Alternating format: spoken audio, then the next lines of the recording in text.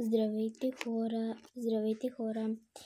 Днес ще покажа какво се взех от екскурзията, където тя беше преди 1-2 седмици, даже вече не помня кога.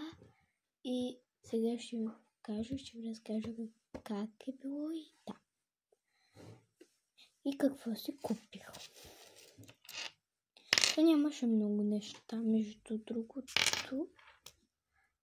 Ето този гердан, където е с синьо сърчице. Не ми гледате лака. Днес се лакирах и днес не се изтрим. Явно съм сложила изтриващия.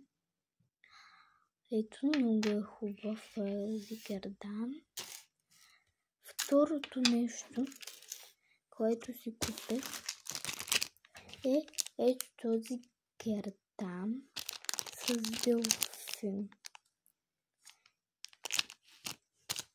Третото нещо, ето този гланц на балия.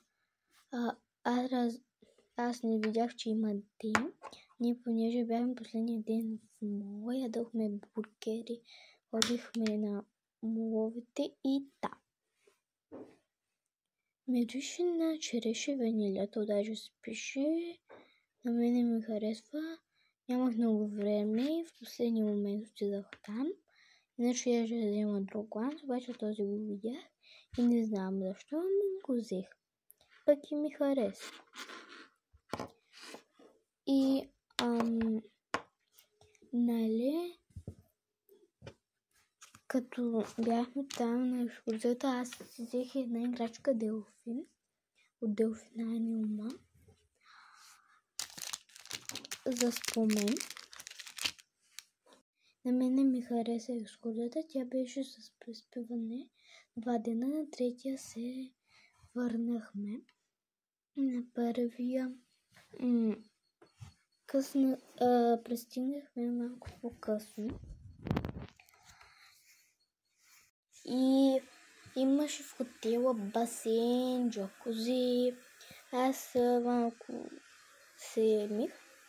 Нали, плувах. Там и там.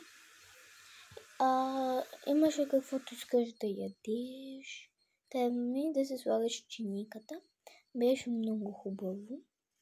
Взех си още няколко неща, не знам къде са. И да. Ако ви харесва това видео, се абонирайте и лайкнете видеото. Довиждане!